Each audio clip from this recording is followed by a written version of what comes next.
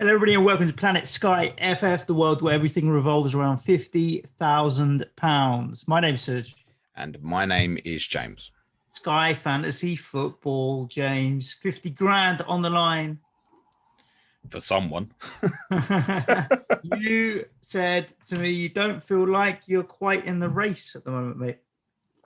Well, I've felt like this for probably about 10 days or so now. It just feels like the game is very template at the moment, and I can't make any ground because the captaincy decisions I'm making are, let's be honest, they're wrong. Safe? Yeah, maybe. And listen, there's periods during the season where that will go back the other way and stuff, and those who are taking the risk, like, I mean, I wouldn't say Cancelo was a risk last night, not at all.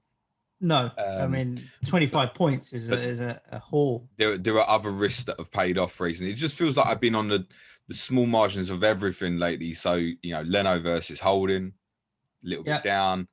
Martinez versus Grealish, a little bit down. Last night, Diaz versus Cancelo, a fair bit down. I mean, it's only 15 points at the end of the day.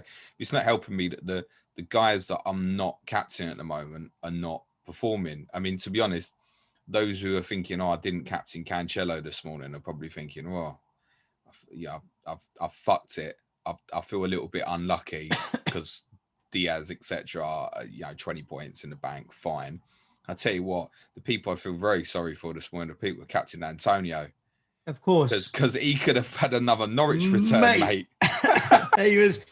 He was a beast yesterday. Honestly, it was one of his best performances in a while. You can tell that he's back to it.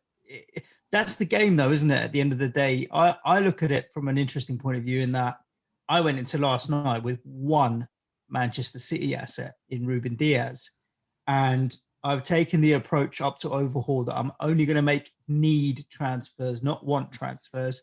I'm not going to start moving around to steam in because we've got such a tricky period coming. Like these double game weeks, 24, 26, 25, 27, whatever the hell they're going to be, could be an even better time to steam into City, potentially. So I've taken the view that I could easily fall back a little bit here with only one City asset.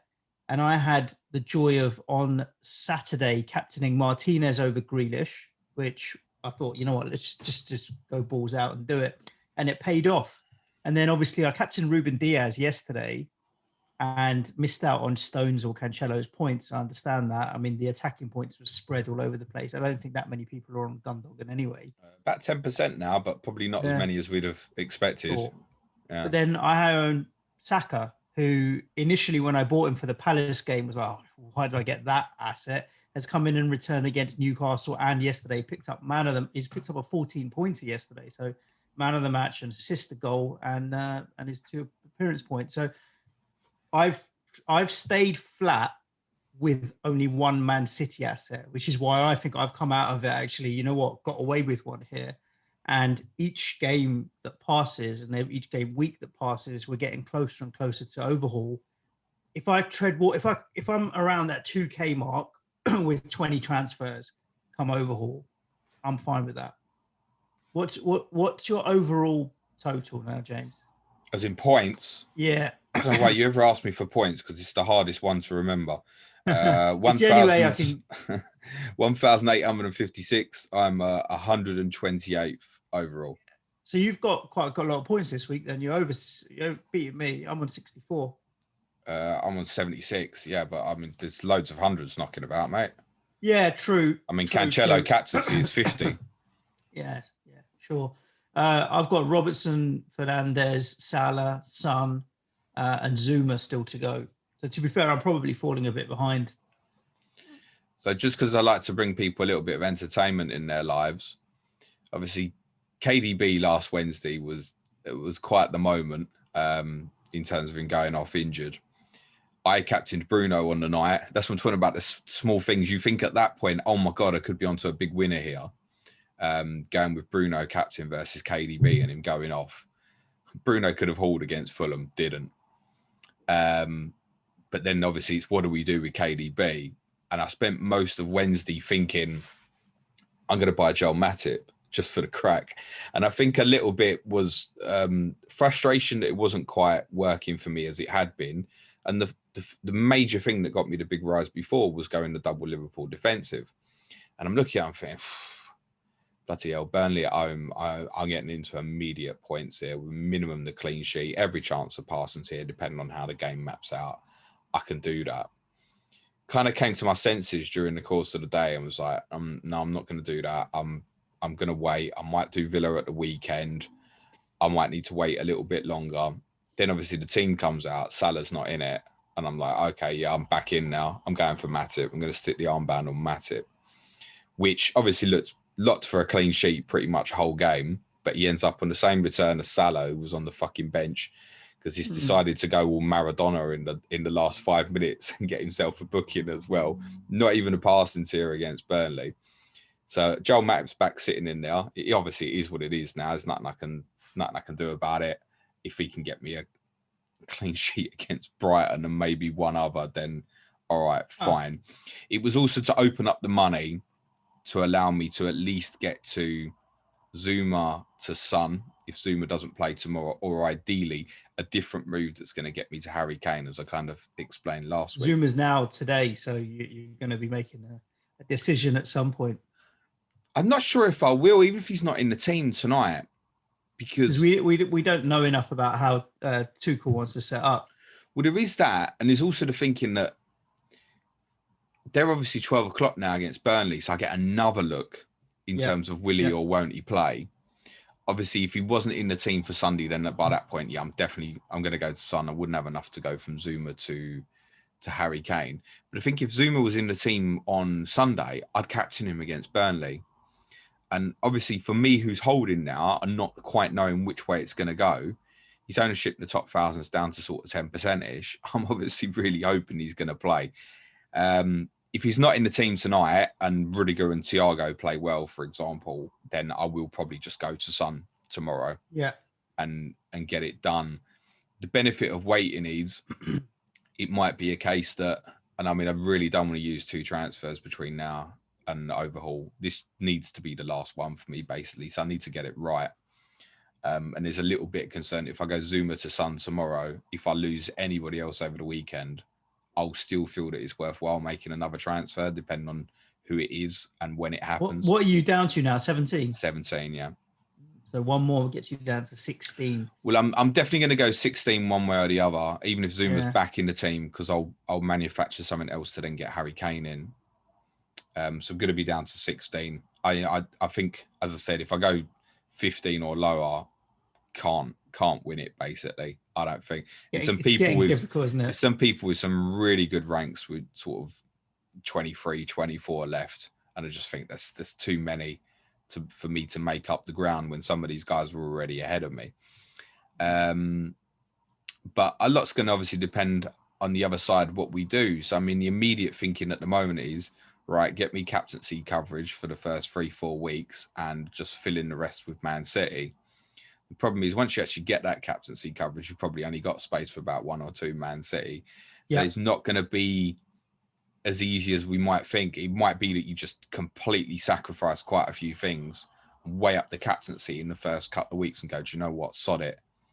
I need Manchester City players, because there's every chance that they're going to have what we call the equivalent of 3 double game weeks in 4 weeks, in match weeks 24, 26 and 27. We obviously start with 24.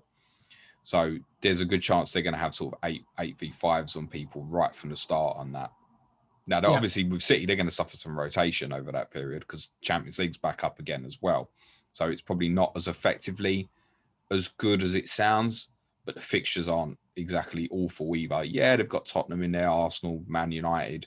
Yeah, but based on last night's performance, they are in big they're in the mood right now. Yeah. They're just knocking it about for fun, movement, enjoying their football, solid at the back. They are now, in 5th gear. I think in the next 3 or 4 weeks, we could see some more 3-4-5-0s comfortably. The regret is that I didn't do them harder. I thought when I went to Stones, when the Everton game was postponed, I felt like Diaz and Stones for the Everton game before Chelsea was ahead of everyone. Then obviously going sort of Cancelo after Brighton. Obviously had De Bruyne as well to 4. I felt that was going to match most people. And I think it has matched most people, but it's behind a lot of people. So, I mean, there's others who last night went and bought Sterling and stuff, Gundogan now, etc. So there's definitely people now sitting there with sort of 6, 7. Ederson would be another one. 6, 7 Man City, and they're winning right now. There's nothing you can do about it. And you look at the next 2 fixtures and think there's more coming. There really is. Yeah. Just got to hope that your other guys can kind of try and match it in the other games. And obviously on the final game they play Liverpool, and it could be that obviously at the moment you'd fancy City to go there and win, wouldn't you? But if it's the sort of situation where Liverpool win 2-1 and the game's very even, for example, it could be that it's a very low scoring week, and that's the final weekend before the overhaul to try and make some different grounds. But at the moment, and this happens before second overhaul, you feel like your hands are tied. For the majority of people, it's like, I need to stop now. That's the general feeling. Let's cover off a little bit to do with fixtures for people. There's not that much that's particularly changed yet. We can look at our captaincy coverage for the coming weeks as well, and also some of the Twitter questions. So at the weekend, we did have, we did have the FA Cup, and we now kind of know what's going on with the 5th round, a little bit more about potential quarterfinals and stuff as well, which is post overhaul, so it doesn't matter for now. But any movements and any creation of any single game days or potential single game days in captaincy coverage that people now need to be aware of, in your opinion? So first thing is FA Cup 5th round midweek, which is obviously in the midweek after the overhaul opens. There is not going to be any Premier League games. There's nothing I can see that's going to be able to go in there. So that means the overhaul will remain week long, or at least sort of 5 days long. The big knock on really is kind of what we suspected last week, is that Manchester United and Everton was highly likely to move from the Monday night. Now, I think for TV purposes, United are probably going to play the West Ham game in the 5th round on the Tuesday, which makes me think United and Everton will go back to the Saturday. Everton basically have to play Tottenham on the Wednesday, because in the first weekend after overhaul, Tottenham are scheduled to play Man City at 5:30 on Sky on the Saturday. And considering the Tottenham West Brom game needs to be on the Sunday, because Tottenham are playing Chelsea the Thursday before, it only leaves the Wednesday. The only thing that's going to keep Manchester United and Everton on the Monday, in my opinion, is if Manchester City and Tottenham suddenly moves back to the Sunday. And I don't think that's going to happen. It can, by the way, but I don't think it's going to. So therefore, I think it's highly likely United and Everton moves back to Saturday, probably the 8 o'clock slot. It's possible that there'll be no Monday night game instead. If there is, I think it's highly likely to be Leeds and Crystal Palace. It's possible that it might be Sheffield United against Chelsea, but Leeds and Crystal Palace would make a lot more sense. There's not a lot more fixture-wise to worry about at the moment. So it's kind of what we warned. United Everton's likely to come off the Monday. You may want to keep your Leeds asset at the moment, or 2 if you've got to hold through. There's not a lot else. Obviously, the 3 o'clocks on Saturday the 6th could move. Southampton, Newcastle, there is a slight possibility still it could happen Friday the 5th. I find it very unlikely. Otherwise, it's set as it's set. That feels like an avoid if you want to anyway, if Southampton, Newcastle was to happen. The consciousness in your mind, I think, from therefore is Tottenham, Chelsea, Leeds are the 3 teams to be conscious about that are possibly going to affect what you do in the next week or 2. I mean, for me now, if Zuma's not back in the team and Chelsea Sheffield United ends up on a Monday night, that's a nightmare. It's possible. I still think it's more likely to be Leeds Palace or not at all than Sheffield United Chelsea. Okie dokie. In terms of captaincy coverage, how are you set for tonight? Let me guess. Bruno Fernandes. Unfortunately, it's not a lot of choice. No. I mean, Grealish playing today. Well, and Zuma, hopefully. But even if I know that, and they're the earlier kickoffs, even if I know they're in the team, I can't. No. Tomorrow's a tricky one. I mean, Liverpool are off form. So I think there'll be a little bit more of a spread. I mean, Salah's the obvious option. Kane is a very obvious option. Son, even if you wanted a defensive, and Robertson, those four are probably going to have decent ownership. Joel Matip. You leave your tip out of this. Yeah. Mo Salah. I'm bust on Robertson at the moment, but Okay. I don't know. It's probably because I can't choose between Salah and Son, so I've ended up just going Robertson by default. I'm bust on Salah. I think that there'll be quite a lot of people go Kane tomorrow, actually. Yeah, I mean, with Liverpool centre-back issues, obvious centre-back issues. Yeah. I'll decide once I've got the team. So I wouldn't rule out going Matip over Salah, which could be complete insanity, but he's definitely going to pick up passing tiers tomorrow. I'm certain. I'm more certain of that against Tottenham than I would have been against Burnley. So I could still go down that route if I can see myself thinking if I'm really not happy with the Tottenham team, I might go with Matip, but I'm highly likely to just go with Salah. If I end up buying Son tomorrow, I don't see me captaining him over Salah. No. This weekend, Saturday, are you looking at a City asset at home to Sheffield United? It's probably going to have to be. I'll probably go Diaz again, personally. He's the only one I own, so I haven't got much choice there. You'll know because we did the Sky Extra Time pod for patrons on Friday, and on Friday I said I was going to captain Cancelo, and then on Monday I said to you I'm a bit nervous about Kyle Walker, and it wasn't never a nervousness about Kyle Walker starting, and most of us saw the predicted Man City team before the 6 p.m. deadline anyway, and it was spot on. And I was more concerned about Cancelo coming off early. And to be honest, you watched the City game, didn't you? Yes. Mate, when Laporte was coming on, that was hilarious. Yeah, I was laughing. It was like the funniest moment of the season because I imagined everybody in both FPL and Sky was going, he's going to be my player. Yeah. Well, for me, in FPL, I don't own Diaz or Stones. I only own Cancelo. So obviously I'm thinking Laporte's coming back at centre-back. All of you bastards thinking you're getting double clean sheets. And it didn't end up being either of them. No, I genuinely thought it might have been Cancelo. Right, I thought it was going to be Diaz or Stones. Because to be honest, in a game like that, there's so many things he could do with it. He could put Stones at right back. It doesn't matter, does it? There's so many things he could do. Bloody Laporte left back. Well, he ended up putting Zinchenko in midfield, didn't he? Yeah. And I think the other thing was when he came on, you thought, oh, is he going to put Cancelo in midfield? But no, he ended up putting Zinchenko in there. But yeah, it was hilarious. The fact that nearly everybody got away with it, because I think even obviously it was Gundogan basically that came off. Yeah.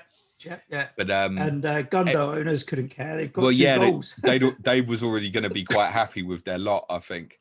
But yeah, that was a pretty funny moment. It was the idea that Walker would, if they was in a position where the game was won at halftime, I knew that Guardiola would make early changes if the game was won comfortably. I'd said to you that I think they'll get 4 or so. So I thought the game probably would be won early.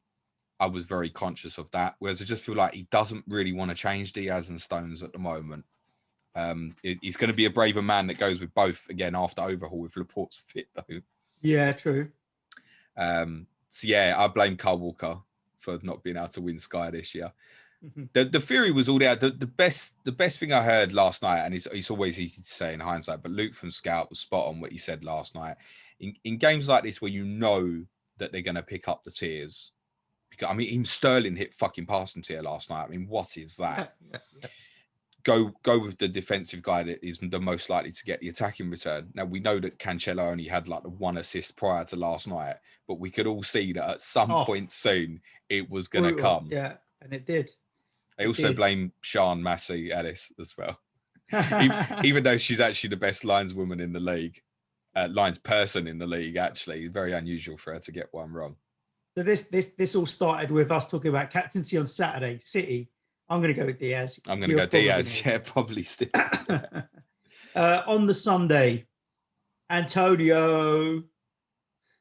No, I don't know about that. But if Zuma's in the team, I think I'll go Zuma. But it's probably likely to end up being Son for me. I think is probably the most likely. I think I don't think Zuma will get back in the team, and I think I'll end up buying Son. If not, it'll be Salah, I think. Yeah, it's going to be a really interesting one because I think that West Ham Liverpool game, sure, I'm biased as a fan, but I don't think it's going to be as easy for Liverpool as it could have been in the past. And from an attacking point of view, offensive point of view, I think we're going to cause some problems. And so Antonio is an interesting risk, but Zuma's the safe option because you'll know the team early. And like you, I own Son now, so unlike you, but you obviously if you buy him. And against Brighton away, Son's an interesting shout as well. And a lot of people own Harry Kane. He could be an interesting shout as well. So Kane's the best shout for Sunday. It could be tricky. Could be tricky to see. We do have fixtures further on from that as well next Tuesday. Do you want to go that far? Yeah, we can do. I mean, we'll do Tuesday, Wednesday, Thursday quick, and we can revisit next Wednesday. Man United at home? Well, yeah, if Bruno's available, he gets the armband again, you just shield it. The issue I've got with that Tuesday, I've only actually got one other player that night, which is Leno. It's not the worst, actually, Wolves away. I've got Saka. It's not the worst. That's the only other option that I've got on that Tuesday. But yeah, I mean, nearly everyone's going to be on Bruno that night again, even though Southampton are obviously a good side. Yeah, I think Bruno for me, and if obviously he was to get injured or disaster, then Saka's fine to cover it off. On the Wednesday, Man City are away at Burnley. Liverpool have got the home fixture against Brighton. I think Liverpool's probably the more sensible choice. Although, what does City do to Burnley? I'm not sure. Yeah, exactly. I'm not sure that it is. That's going to be probably the most interesting one over the next week or so. And we'll obviously speak about it again next Wednesday before the games. Salah at home to Brighton, really, this is the sort of game you should be captaining him in. But Burnley away is about as good as it could possibly look for City defensive assets, bar last night, obviously. So at the moment, I would probably say Salah, but it won't be a decision until it gets there. Have I got more confidence in Mo Salah? That's what it comes down to, isn't it? Have I got the confidence to say Mo Salah will get more than 10 points away to Burnley? I mean, should say Cancelo get a rest against Sheffield United at the weekend, then I'm definitely thinking I probably want to go Cancelo next week against Burnley. So it's very difficult to say at the moment. Well, I'll know next Wednesday. And Tottenham Chelsea's the Thursday. And Tottenham Chelsea on the Thursday. Yeah. For me, Son. Well, I think that's what it's going to end up being for myself as well. So have you got Son at the moment? Yeah, You've had him for ages, haven't you? Not ages, probably about 2-3 weeks. Okay. Yeah, he was I replaced Vardy with him a little while ago. Have you got any plans for any moves at the moment? No, nothing. Good for you. Those who feel like that at the moment are in the best position, I think. Well, yes, but then I look at my team with only one Man City asset, and it's not. There's no point changing on that. There's no point changing it now, in my opinion. There's no point suddenly thinking. I'm not changing my strategy. There's no point suddenly thinking, oh, West Brom's gone. Shall I buy Gundogan now? Well, if you've got an injury, then possibly yes. Still, I mean, you could. In hindsight, obviously, wish I hadn't gone for Matip last Thursday and made that exact move last night. Sorry, but not now. No, just it's gone. It's gone for me. Let's get into some of the Twitter questions then, shall we, James? Because there's not much other stuff to get into. There's not a huge number. I think this is always what happens as we get close to Overhaul and people are kind of getting into this passive. Let me just get to the Overhaul stage and mindset. Ian Parron, hope you're feeling a bit better at me. Yes, thank you, Ian. And today is my first day that I don't have to self-isolate anymore. So I don't know what I'm doing, mate, but I'm going for a jog in the park or something, mate. Really? No, you ain't. I was going to say. I'm getting out of breath just doing 2 flights of stairs at the moment. So that won't be happening. But I am allowed. I'm no longer contagious. So, you know, all the usual stuff that you're allowed to do, lick people on the street and whatever. They won't get corona. Oh, dear. So, but no question this week from Ian. Just a big thanks to us for promoting the game and contributing to the community. Having fun, mate. That's the main thing that we're doing. So glad to help. Cheers, FPL Wilson. who's an Eagle. Well, we'll probably we had a bit of DM yesterday and chat about the game yesterday. Is Kane? You started a DM with FPL Wilson? No, he started with me. I was going to say, if you started with him, it would still be going on now. Kane and Son, a better option from now to Overhaul. Kane, if you can afford it. Yeah. And if you can't, then Son's okay. Yeah, of course he is. Over short span of games, can Son outscore Kane? Of course he can. Kane, no, he's the better shout. I would just put it like this as well.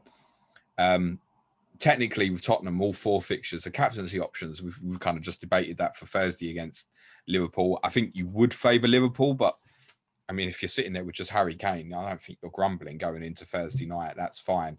He's possibly the best shout against Brighton. In my opinion, he would be the best shout against Chelsea as it stands next Thursday, but we might learn some things about Chelsea in the next week. And assuming the West Brom game ends up being the Sunday, he's the best shout again. Some good captaincy coverage there. And that's why it's still worth me going to Son if I can't get to Kane, because Son's probably secondary for a lot of those days as well. The way I would put it is, I think the Liverpool game, it's tough to say who's the best option for the two. The way I would see it is, in that game, I'd say Son will get a chance. He will get a chance. It's just whether he scores or not. The Brighton game, Kane will have a lot of efforts on goal, I should imagine. Chelsea game is hard to assess at the moment. You could think, because they have sloppy moments defensively in terms of off the ball, it should be a good game for Son, but they could be playing very different in a week's time. West Brom, for me, because of how deep they'll be, definitely feels better for Harry Kane. And so just looking at it like that, I'd say, well, in the 2 very best fixtures, Brighton and West Brom, I'm definitely favouring Kane. Whereas in the 2 harder fixtures, I'm saying it could go either way. I mean, it's the captaincy against Brighton and West Brom that you potentially want the most. And I think Kane stands above Son in those. Yeah. Mikey, you, we briefly talked about this, but let's look at it. Do we continue to load up on City assets, or are there rotation concerns? I mean... Yeah, I wouldn't bother now. Yeah, it's getting too late. I wouldn't bother. There are a few things that kind of stand out. One we talked about, there's still, post-Overhaul, massive opportunity to load up and cash in on City assets. Foden and Gundogan coming off early. Gundogan, I know it's Gundogan. At 50 minutes, suddenly it's like, oh, wow, okay. They didn't even get to the 60-minute mark. And both were playing well. It's clearly all right, I'm going to rest you for what we've got. Particularly for Gundogan, yeah. Yeah. I think defensively is fine, but not worth the transfers now. If you're sitting there, what I would say, the only one I would say is if you're sitting there with Zuma still, for example, as a good case, and you've got the Tottenham coverage, and you think you can get away with no Chelsea coverage, then I think it is because you've held this long, hoping that Zuma will play. If he's not in the team tonight, you need to get rid at some point. It's still acceptable then to go to a Gundogan or a Cancelo if you believe at the weekend. But generally think if you've got 11 fit players at the moment, don't. And I would still say in that case, if you're looking at me at the moment, because I've got money in the bank, you could say I could go Zuma to Gundogan at the weekend. I'd look at it and go, what's my best case scenario here? Let's say Gundogan scores 2 in the next 3. I think it's easy to say, oh, yeah, he's on a great run. He's got 7 in 7, but he'd previously got none in the first 11 or 12 game weeks of the season. Let's say he gets 2 goals in 3 and gets me 25 points. I'm not going to captain him in any of them games, I don't think. Yeah. So 25 points, nice little return. But Son or Kane might do that in one game for me against Brighton or West Brom. So I can't justify going down that route and then ignoring Tottenham. I can't. It doesn't make sense. So I think if you've got the coverage elsewhere of Tottenham, then if you've got an injury, there's still a case that you could attack City this weekend against Sheffield United. But otherwise, no. I think for the majority of us, we're nearly in a position now of nothing unless injuries, or you feel like me, you have to get something Tottenham.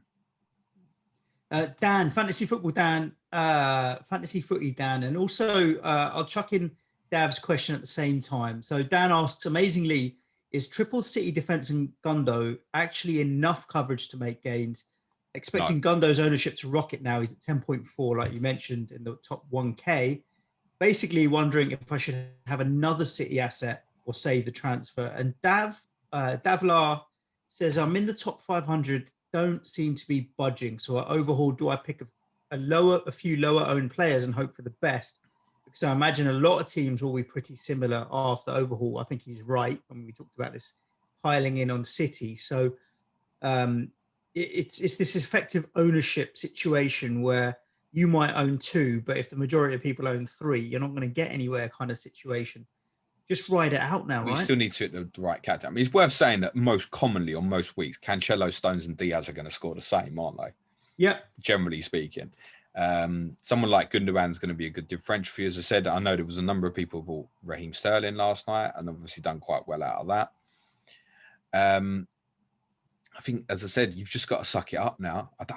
You've missed so many good Man City fixtures already. I mean, that would be paining me to think of what I've missed out on already.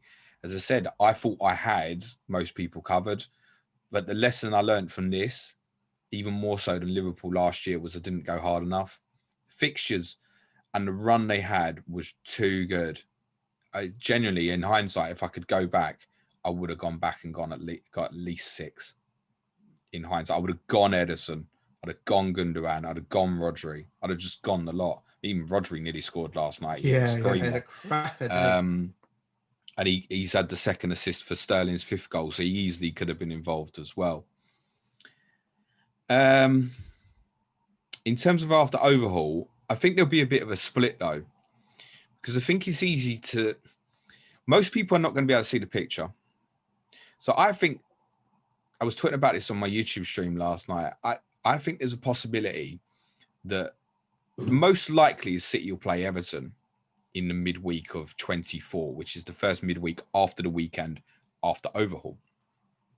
But I think there's a good chance we won't know about that till around about the Thursday or the Friday. It could be, by the way, Southampton or Wolves instead of Everton. I think there's a good chance we won't know about it till really late in the week because they'll wait for the cup results to go. Because in the unlikely case that City go out of the cup to Swansea, they don't need to play in 24. They could get away with them not doing it. If they win, which we assume they probably will, then it makes sense for them to play in 24, 26, 27. But most people, Suj, are not going to be able to see the picture. Yeah, we know that. We know that that's likely. If City keep progressing in the cup, the only 3 midweeks they've got to catch up with the postponed games of Everton and what's the other game they need to rearrange? Obviously, Southampton because they're in the Carabao Cup final, and then it'll be Wolves if they reach the FA Cup quarter-final. The only available midweeks, because they're in the Champions League, is those 2-3 midweeks they don't play in the Champions League, which is match weeks 24 and 27 in the middle. And it makes sense. But when most people are sitting down to plan their overhaul, they are not going to be able to see these City fixtures. Yeah. The other flip of it is, even if people were aware of that, they are still going to see things like Everton v Southampton, Brighton versus Crystal Palace, and think, well, I can see them fixtures from the start. I should generally cover them. It's not like Brighton Palace has just dropped as a Monday night. If you can see it from the start, in theory, you should possibly have some coverage there of a Zaha or a keeper or something like that. My thoughts right now is, fuck that. I will skip it. That's my thoughts right now. Yeah. Because I'd rather than judging and going, oh, it could be a good captaincy night. If I'm saying, well, would I rather have Zaha or Gundogan, for example, over that period? Because I could have Zaha as a captaincy against Brighton. No, I'd rather just have Gundogan, thanks. That would be my thinking at the moment. But I don't think it's clear and obvious at the moment that most people will steam into City. And once you sit down and do it, I haven't done this yet, and I don't want to put my brain in that position. But you think, right, what captaincy do I need? You go, well, I'm still going to need Bruno. I'm probably going to need Harry Kane. I'm still going to probably want some Liverpool. Salah. So let's put Salah down there as well. Once you do that and you spent 35 million, you spent quite a bit of money as well, and then you think, oh, what other coverage do I need? You know, do I want to keep a bit of Villa? Do I want to keep a bit of Leeds? That kind of thing. Am I going to need some Chelsea if they come into some form? Once you sit that down, you go, I can only get 3 Man City anyway. And it might be like that, genuinely. So I think to steam into City is probably still going to need to be some sacrifices elsewhere, be it like a Salah or a Kane, for example. I don't think it's as straightforward to look at and say, I need to steam into City like it was earlier this month or in late December, for example, because most people said you're not going to be able to see it. No, agreed. We have a couple other questions here that are a bit different, James. I mean, Kelvin and FPL Noob still talking about Cancelo. When will he get his much-deserved hat-trick? Well, listen, the guy's on fire at the moment, and he's playing very well. Would you bother getting Cancelo in for Bamford until Overhaul now? Nah.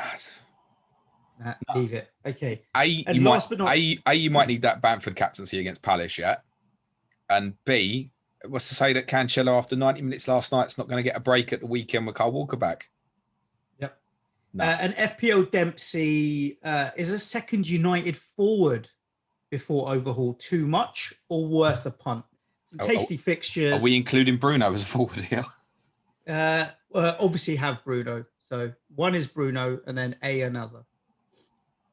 I'm not sure they Rashford, are tasty. Cavani. I'm not sure they are tasty fixtures. I mean, it's tasty tonight, don't get me wrong. But then Arsenal, Southampton, Everton. I don't feel any necessity to add any United for those 3 fixtures. No. It's just the only place where I feel like a Rashford might be a differential because his ownership's going to be quite low. So if you're going to go anywhere, he might be an interesting one. But when you look at the fact that Spurs have got single game days and whatever, you're better off making sure you're covered off with them than you are doubling up on City. Whoever you get, you're probably not going to captain. United, I mean. And because of Bruno, in any case, you're going to be hard-pressed to pick a Rashford over a Bruno as captain, I think. And there's uncertainty. I mean, Rashford's been past fit for tonight. Yeah. But he might get a rest anyway. Sell him. Yeah. He might get a rest anyway. You're not even seeing the team tonight either. So, no, I think that's I want to attack the Sheffield United fixture, which is understandable, but I don't think it's worth it. And that is all of the questions that we have had on Twitter, James. Cool. Let's go home and not press submit transfer or anything like that. Yeah, of course. Thank you all for all of your support. I know it's funny. This is quite different because of the ranks involved with people who listen to the show and that engage with us in the community are people that could win the thing. Like FPL, yeah, you and I know people that might have ranks in like the 5K or 10K or whatever. Like even Andy, Let's Talk FPL, he's up to like 3.5K, like incredible rank. Smashing. But it doesn't quite feel the same as Sky, where we know people that are like 20th and 30th. I don't know why you just plugged Andy on a podcast that he's not going to listen to. No. I'm just saying it's like who should we plug? Someone who plays Sky. I don't know if he does not play Sky. I'll ask him. I think anyway, Luke's it's the mindset of knowing people. I think Luke's in the top 50 now. The Hub Ben's boys been up there all season. Yeah, the Hub boys are doing great as well. Ben Cameron, who's one of our patrons, I think he's 15th, I want to say, maybe. He's got more transfers than me. So there's some guys doing amazing at the moment. You're right about I mean, listen, it's possible that someone we know could win FPL, but it's extremely unlikely. It does feel like we'll at least recognise the name of the winner, I feel. Yeah, I look down the top 100 leaderboard and I see like people that I recognise and know, and I can have a look out for them. So, really enjoyable. If you're got a number of people that do listen to this, but are not playing Sky, but are thinking of playing Sky, post Overhaul, which is the week after next, they allow you to enter a third team and then obviously restart some leagues and all the rest of that kind of stuff. So highly recommended. Join us for the second half of the season in Sky as well. You will have quite a bit of fun with that second half of the season league as well. That's it. Nothing more from me to say other than good luck to everyone. Yes. Thank you. Stay safe wherever you may be. Hit subscribe wherever you're listening to your podcast so you get notified as soon as we put more content out, and we'll be back at you tomorrow. Ciao for now. Thanks everyone. Good luck this week. Cue music please, man child.